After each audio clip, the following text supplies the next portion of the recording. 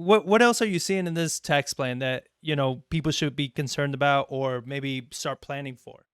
Yeah, there's a few other couple big ones, especially on the real estate side. And what you just said, it reminds me. I'll probably butcher the quote a little bit, but I saw something in effect recently where it basically said, taking money from someone and giving it to someone else doesn't necessarily make it noble. Um, and I feel like that's what is portrayed a lot right now. Um, so. So two other big ones on the, especially for real estate side of things, are the elimination of qualified corporate dividends won't be as relevant, but capital gains, if you're making over $1 million. Um, and, don't get me wrong, that sounds like, well, it's like, oh, someone made over $1 million. I mean, in real estate, that can be, especially if you've held on to a property a long time, I mean, that can be one property, right? Or maybe you sold two in the year. Um, that to me, that's just, I think that has the potential to have like a massive, massive impact is, that particular thing, and then factor in the 1031. Um, so, I mean, if you're getting rid of capital gains on over a million, someone that made that amount of money would be 20% right now, and there's some additional taxes paid on that if you're at that revenue level. But, you're essentially, if the top tax rate is almost 40%, you're doubling that income, right? And we've had some of these rules. I don't know when capital gains were put into place, but I'll try to tie this into 1031s as well, because they're also talking about taking that away for, I believe, over 400K. And, the 1031 rules have been in place since, I think, 1921, if I remember right. And, to me at least, one of the reasons I think those are in place is to stimulate economic activity, right? Like, you want someone, okay, we sold this, and then you, instead of keeping that money and hoarding it or maybe invest in market or doing whatever, you're going back out and you're spending it, right? Um, if you made $1 million off one property, just say one house in particular, maybe you buy two or four or eight more or whatever the number is.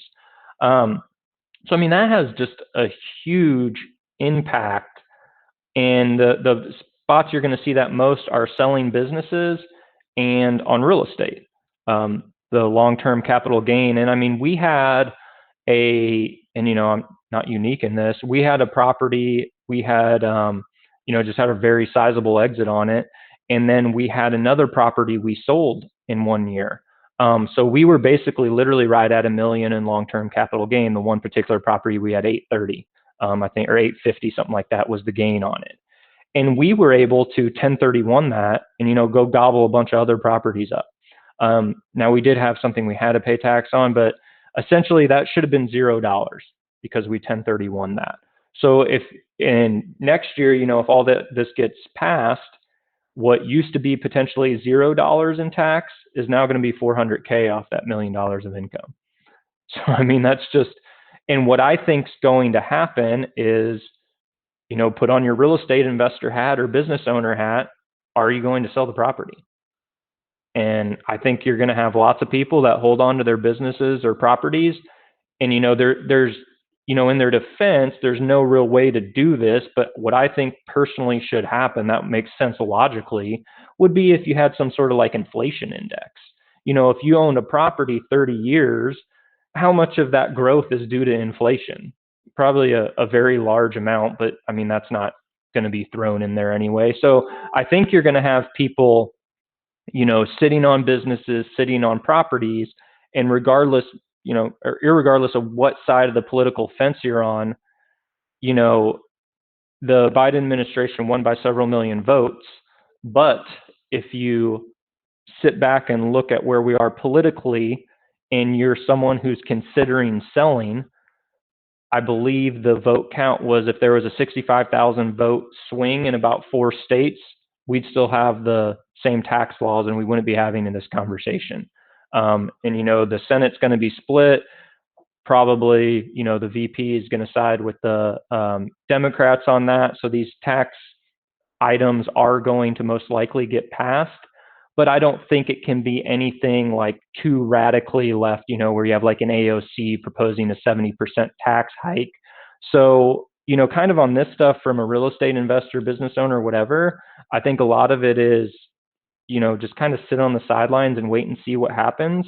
And I think you're going to see a lot of properties or businesses, like I said, where people, you're going to sit on the sidelines and see what happens over the next 4 years or 8 years or whatever it ends up being. Just because, I mean, that's a huge, huge potential swing on that kind of stuff. I mean, what I see and is how that would affect velocity of money, right? Because now, Yep. I mean, and then this is probably a concept that many people don't understand is you have the Federal Reserve that's just printing. I mean, what is it? We're up to like what $5 trillion since last year printed in the Right. economy, and they need velocity of money, which is people spending, moving, moving the money around so they can keep the economy moving.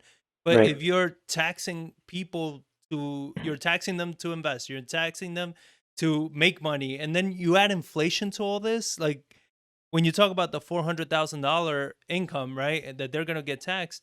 I mean, you go to the areas that are expensive areas to live in, with inflation, I mean, there's going to be a lot more people that are going to be hitting that $400,000 income, but Yep. not necessarily being rich, Right. And it's like, I think, I don't know. I mean, I think these plans, I look at it like it will hurt, and something with the 1031. I mean, that's a huge advantage for real estate investors. I mean, that is the reason why so many people love real estate, is to be able to Right. apply that. So if that's the case, then I mean, there's just no way around that. I mean, there just don't sell the property till the next Yeah, election.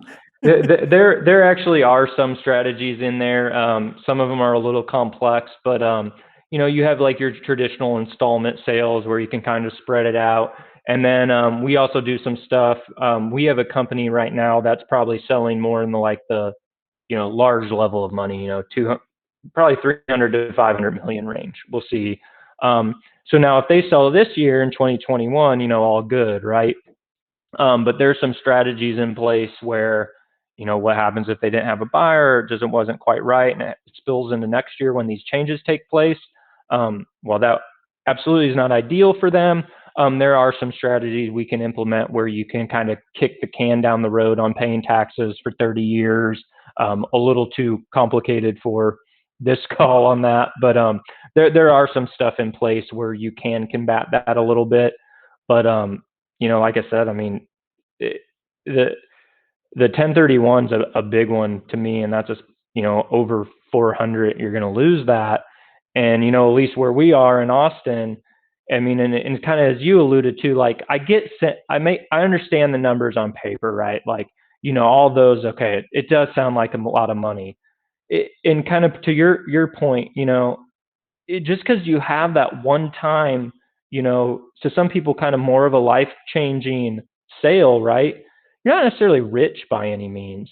And especially in this area, I swear the area I'm in Austin's gone up 100K since 2 weeks ago.